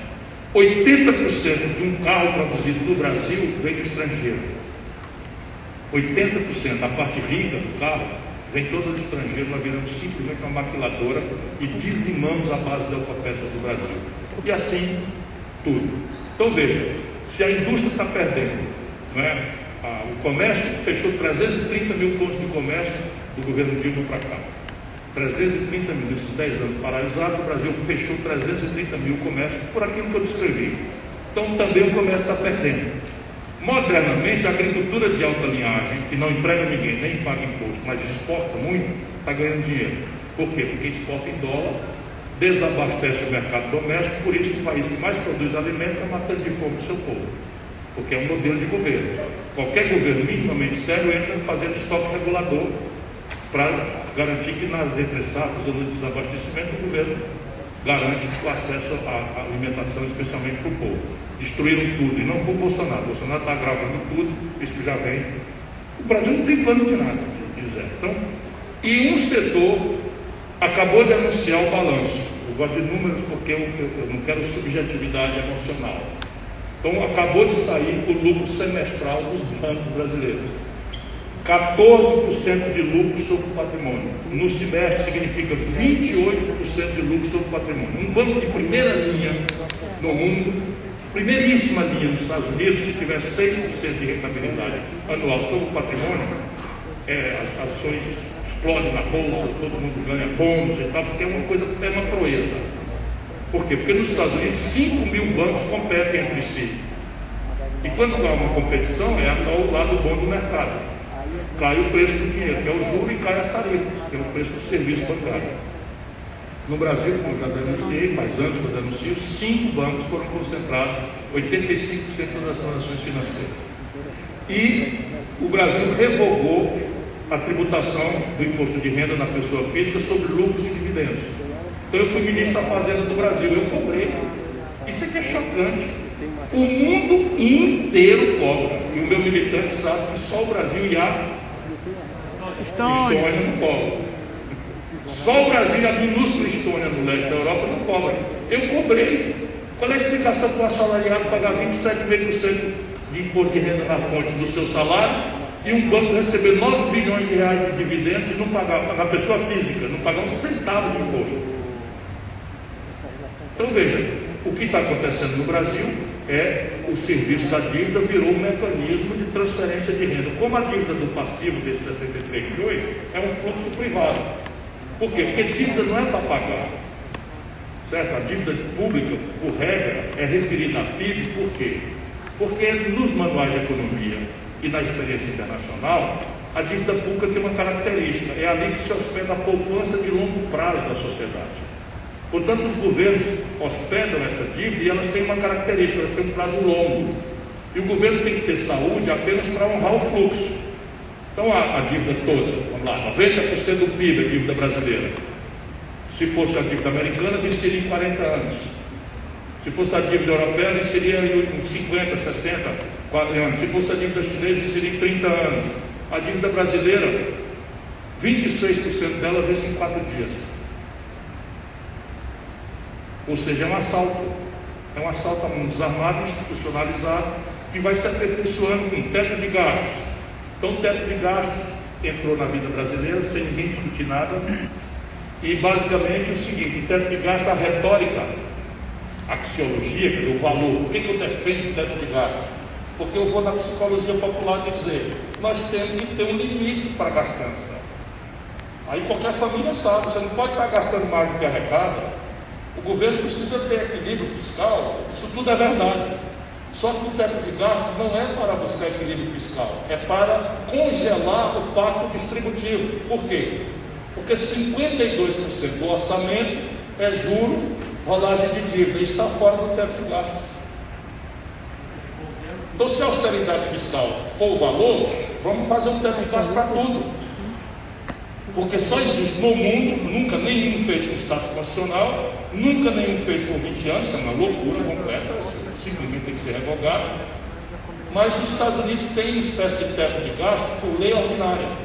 Então o que acontece? 100% da despesa pública tem teto. Então a lei orçamentária diz: no ano de 2022, 2021, só pode gastar 100.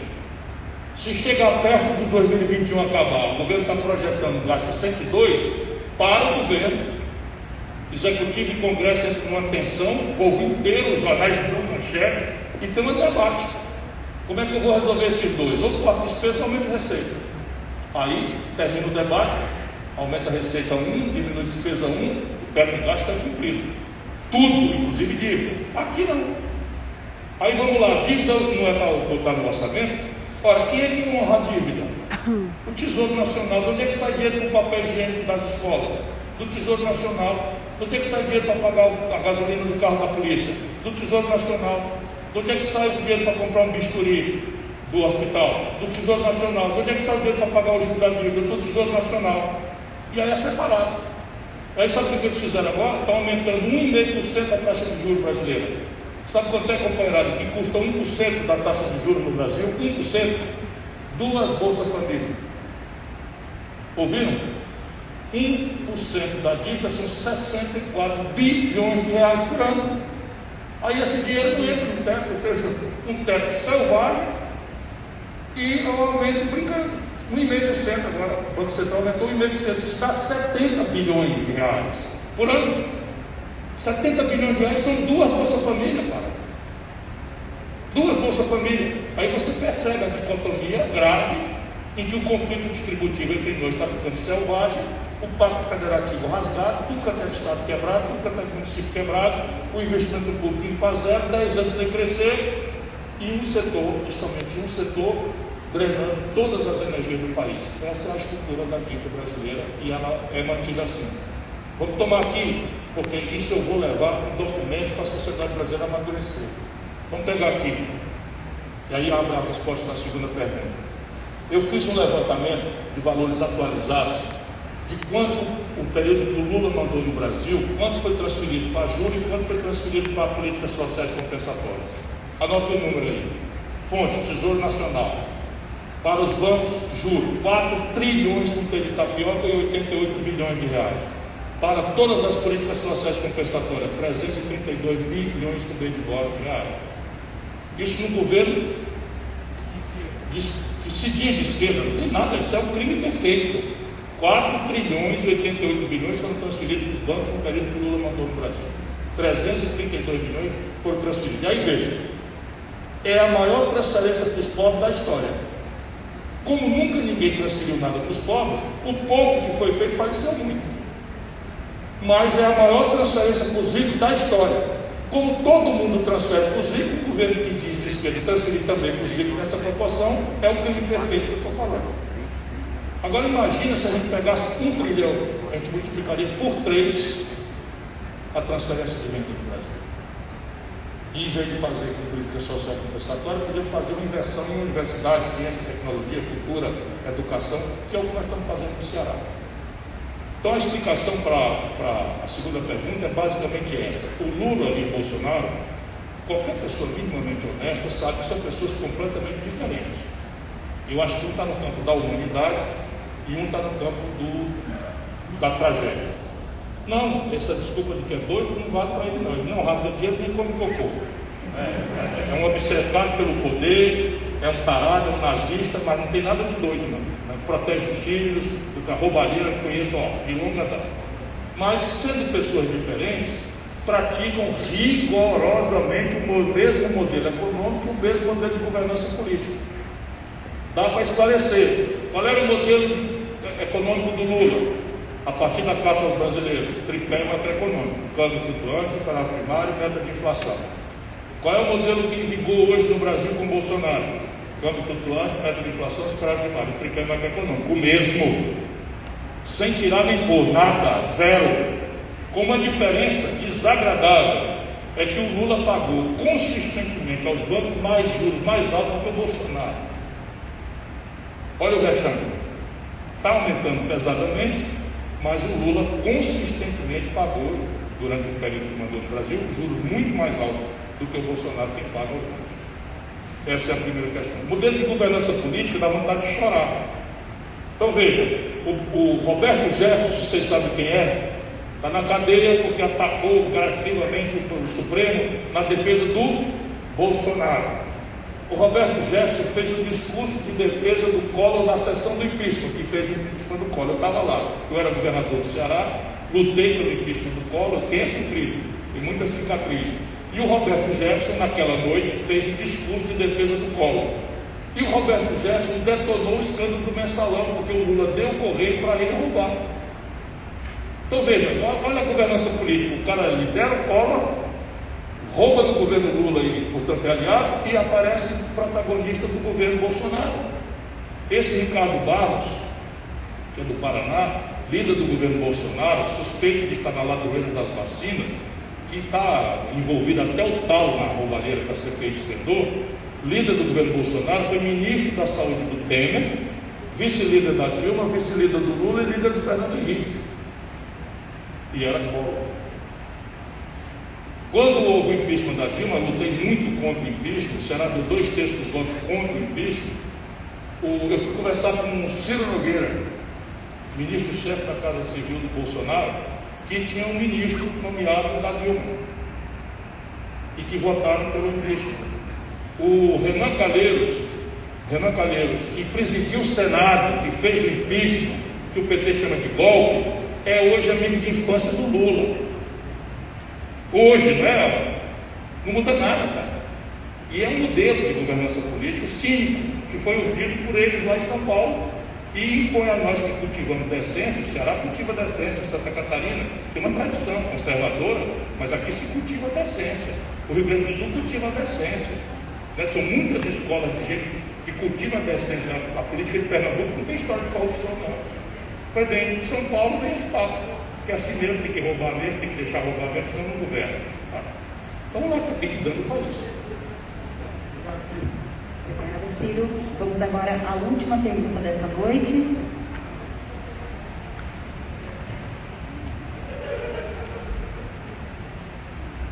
Tudo certo, gente? Meu nome é Bruno, é um prazer estar aqui hoje falando com vocês todos. Cara, e antes de tudo eu queria ressaltar o trabalho da Hilda na cidade de Itajaí, que é vereadora, que eu admiro muito. Eu também sou um artista e ela defende demais a nossa comunidade, tem feito grandes coisas. E não só pela nossa comunidade, mas por todas as mulheres também que têm batalhado bastante, têm feito projetos, têm visto e falado com essa comunidade, que eu acho primordial. E também o Marcelo, eu sou um pedagogo em formação, ele ali que manda muito na educação de Itajaí, está sempre fazendo cada vez melhor, e isso é uma coisa impressionante que se deve ressaltar, né? De bom governo. O Maneca é sempre bom, o homem é da história, o cara estava lá com os dinossauros. Não, tô brincando. Má educação, pessoal. Mas o senhor realmente conhece muito da história e consegue passar de um jeito didático impressionante. O Coruja realmente tem feito um trabalho em tanto, né? Lá no Oeste, ele é reconhecido até hoje, né, seu Coruja? Isso é algo que é difícil da gente ver alguém perdurar tanto tempo um legado. Ciro, eu queria te perguntar várias coisas principalmente, mas eu vou me ater a algumas. Eu lembro de 1993, porque eu estudei, não que eu estava vivo nesse momento, mas em 1993 teve um plebiscito, naquela época, sobre monarquismo. Aí tinha o parlamentarismo, o presidencialismo, e naquela época, essa é uma pergunta rápida, e depois eu vou aprofundar na outra. Naquela época tu defendeu o parlamentarismo. Tu continua com a mesma opinião ou mudou? Não, eu sou parlamentarista por uma lógica simples. Os negócios de Estado modernos têm uma agilidade, uma velocidade, uma complexidade que o presidencialismo, à moda anos 1800, não entende. Então você tem no Brasil uma lógica de impasse eterna, que é um órgão responsável por desenhar a institucionalidade do país, mas não tem nenhuma responsabilidade com a prática delas. Então desenha as instituições, mas não tem nenhuma responsabilidade com a eficácia, com a funcionalidade das instituições. E o outro órgão é encarregado de manter sadia a economia, a regularidade do serviço público, mas não tem poder de desenhar o modo institucional do país. Então isso é uma lógica de impasse eterno, que eu tenho várias fórmulas para tentar superar. Por quê? Porque a minha opinião agora é meramente teórica, porque eu sou professor de Direito e, na minha opinião, nem sequer a emenda pode mais ser feita. Por quê? Porque o poder constituinte originário, que é o povo, votou contra o parlamentarismo, portanto agora é cláusula pétrea, a não ser que o próprio povo vote. Emenda à Constituição não pode mais. E agora, entrando já na questão econômica, que eu acho que é uma das primordiais, eu estudei em escola pública, né, no ensino médio, fui presidente do Grêmio Estudantil, eleito e reeleito. A época, a gente sabe muito que vive um estudante de escola pública, ali no Vitor Meirelles, que é uma escola no centro, mas a gente via grandes massas de vários bairros distantes que saíam do seu local, né, de moradia, para ir para o centro, porque é lá que a gente tem emprego, né? Então, aquela capilaridade, vinham os ônibus até o Vitor Meirelles, e dali, depois de todo mundo ter estudado, eles trabalhavam, ou depois do trabalho, no período noturno, estudar, né? Então a gente sabe muito bem dessa realidade, que é a realidade econômica. A gente vê hoje o que é um crime cometido pelo Paulo Guedes, a gente sabe, já foi visto, ele foi pego em live, inclusive, com aquele teclado de Bloomberg, que é aquele teclado de acionista, coisa que ele não deveria ter. A gente vê anúncio da PTG, que é G de Guedes, anunciando investimentos em canabidiol antes da gente saber que eles iam começar a falar em canabidiol. Então ele tem muita informação privilegiada, o que bota ele em outro patamar. Inclusive, desde o seu início do governo, né, as ações da PTG praticamente duplicaram. Mas a partir disso, eu queria, como é que desenvolve essa indústria nacional para a gente começar a gerar emprego direto? Eu sei que lá no Ceará, a Grendene, ela recebe muitos incentivos, muitas isenções fiscais também, mas ela tem feito um trabalho muito bacana de emprego. Agora, Sobral já é a maior indústria calçado, o maior exportador de calçados do Brasil. Pois é. Então, eu assumi, não produzia, não pago. Pois é. Isso que é importante. Mas a gente também tem e conhece casos como o Gurgel, né? Que fracassou no Brasil, né? Não teve continuidade, teve o seu início, foi bem aclamado, mas teve várias dificuldades. A partir daí, como é que tu pode aplicar um plano de criar empresas estatais, de incentivar as empresas para que elas não fechem, principalmente no setor de energia, sim, principalmente no setor de inovação também, porque a gente não tem inovado nada. Ultimamente, a única coisa que a gente tem feito, e foi muito bem feito, foi o Elmo, também na faculdade, lá no Ceará. Foi impressionante esse feito, mas desde então a inovação não tem sido algo forte no Brasil. Como é que se inova, como é que se traz uma indústria de inovação no Brasil? Obrigado. Bom, eu quero agradecer a você. Veja, nós temos dois assuntos aí que merecem ser tratados em capítulos autônomos. Um é a questão industrial, que é um assunto que, sob o ponto de vista do mundo, é um assunto do século XX. Mas, sob o ponto de vista do Brasil, é um assunto da agenda retardatária do século XX. Eu tenho sustentado no debate que o Brasil, e isso é uma tragédia, mas também abre oportunidades. O Brasil tem uma agenda retardatária do século XIX. Portanto, a gente tem que tomar muito cuidado quando participa de um debate do mundo, dessas tendências eurocêntricas, norte-americanas, que a gente se liga naquilo que eles estão falando, e é correto, mas eles não sabem a nossa realidade. Então, a ideia é que você tenha a compreensão do mundo, mas mantenha seus pés na realidade brasileira.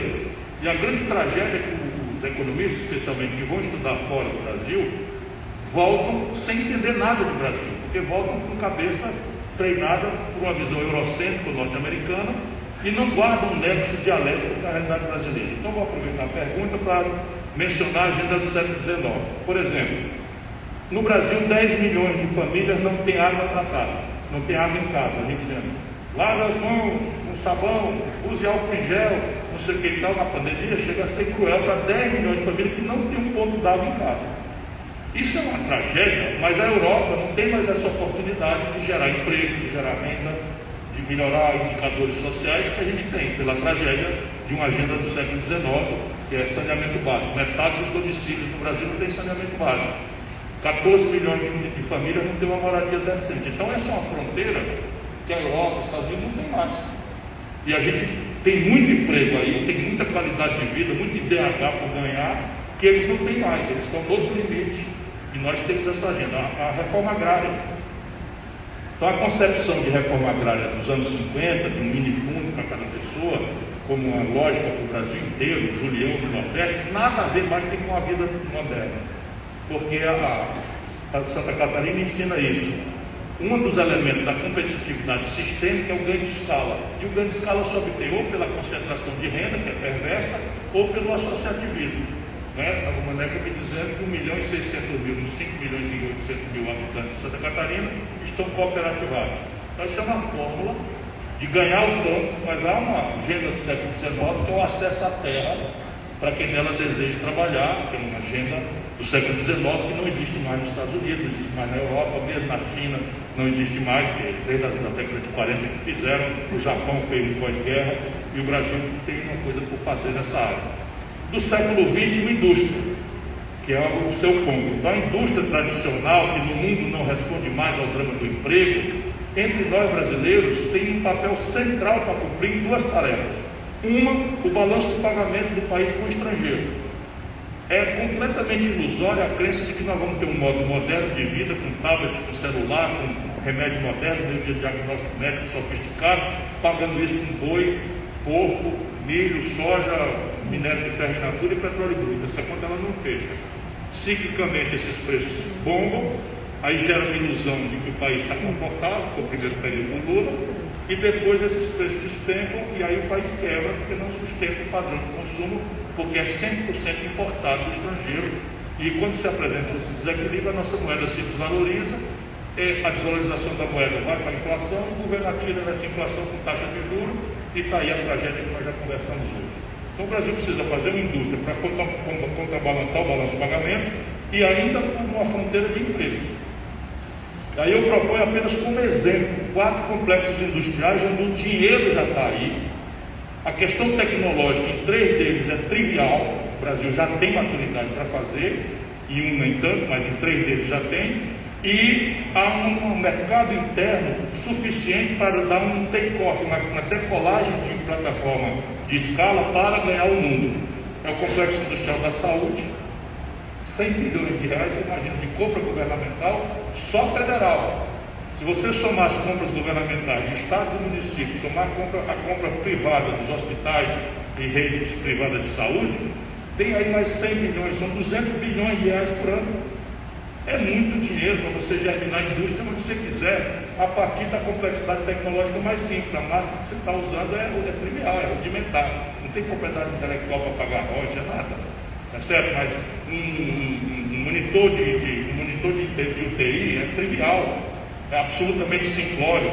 E o Brasil pode fazer uma aposta também nas grandes tecnologias disruptivas de uma internet das coisas, de uma máquina de diagnóstico no futuro. E sim, será o limite aqui e a fronteira para responder a outra pergunta. O segundo complexo é o complexo industrial do agronegócio. Então, 50% dos custos de produção de uma agricultura e de uma pecuária extraordinariamente competitiva, como é de Santa Catarina, do sul, do centro-oeste do Brasil, 50% dos seus custos são importados do estrangeiro.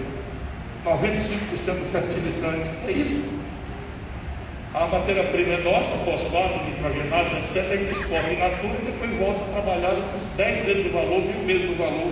Todos os implementos agrícolas, tudo bem, vai chegar ali numa colheitadeira de precisão, numa semeadeira de precisão, que a gente tem ali umas dificuldades tecnológicas, mas porra, um arado, que é isso, sabe? E aí como é que faz isso? É um punhado de coisas que se chama política industrial e de comércio exterior.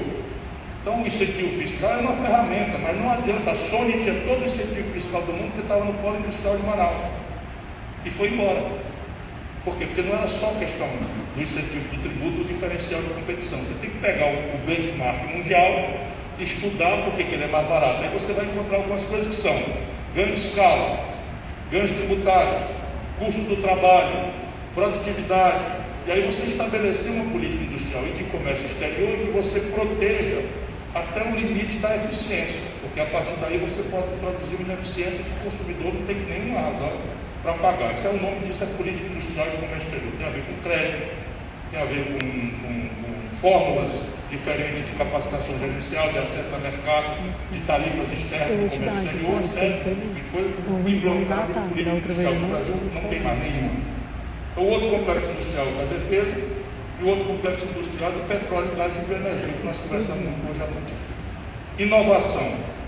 Bom, aqui é uma revolução do século XXI. Aqui não é mais crédito, aqui é venture capital, seed money, angel money. Para vocês verem a tragédia, a gente fala a expressão em inglês, porque a gente nem sequer não conhece o bicho, ou nem sequer tem uma expressão para nomear o bicho em português. Como é que nasce o Mark Zuckerberg, que hoje muda de Facebook para Meta? Você sabe o que é isso? Mudou o nome Facebook para Meta hoje. Sabe o que é Meta? Meta é um novo estágio da realidade virtual que chama Meta-Universo. Então, o Meta-Universo é o seguinte: a internet das coisas vai começar agora a fazer com que a gente entre em imersão no universo digital. A Matrix, vocês assistiram o filme? Então, um jogo, em vez de você jogar operando aqui, você vai jogar dentro do game. Mas o meio de diagnóstico médico, a telemedicina, reuniões de board, de coisas, serão feitas agora e o holograma vai estar aqui ou aqui com uns óculos de VR, virtual reality. Então veja, isso só existe no mundo se houver uma grande estratégia dos governos em parceria com o empreendedor inovador. Tem a ver com seed money, que é o dinheiro para começar, tem a ver com capacitação gerencial, incubadora de empresa, tem a ver com acesso ao mercado, tem a ver com uma série de políticas que são no mundo inteiro, parceria governo e jovens inovadores. Aqui em Santa Catarina e Florianópolis tem um velho exemplo já. É o melhor que eu conheço no Brasil, não sei se tu conhece. Vale a pena. Tem, como é que chama lá? Hein? Acate. Eu fui lá visitar, é o único que tem orgânico no Brasil, bem organizadinho, mas é muito pequenininho para a necessidade estratégica que o Brasil tem. Mas o modelo está aqui em Santa Catarina.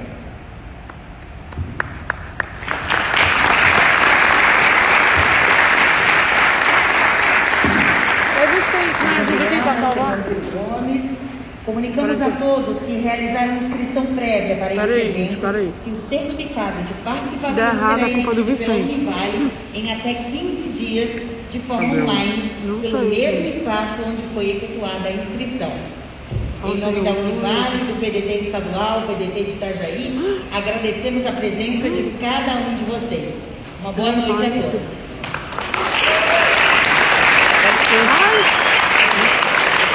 Será que a piscina que dá o quiz, alguém sabe? Não, cancela. Peraí, eu vou perguntar aqui. Pediram para informar agora que quem desejar tirar uma foto com o presidenciável Ciro Gomes pode vir até aqui à frente.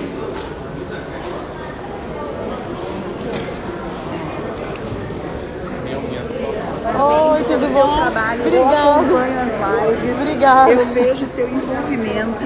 Obrigada. É muito fantástico. É que eu tava gravando aqui, agora eu tô tentando postar e eu não tô conseguindo. Sabe por quê? Porque aqui tá a internet horrorosa. Peraí, gente. Vamos. Tu sabe salvar aqui no Instagram como é que salva? Porque o Vicente não sabe, ninguém sabe. Cadê o. Crixó sem o. Ô Matheus, pra salvar aqui no Instagram. Tu sabes? Salvar, ainda tá ao vivo, viu? Eu pagando mil. Clica no X, Alguém. Ó. encerrar.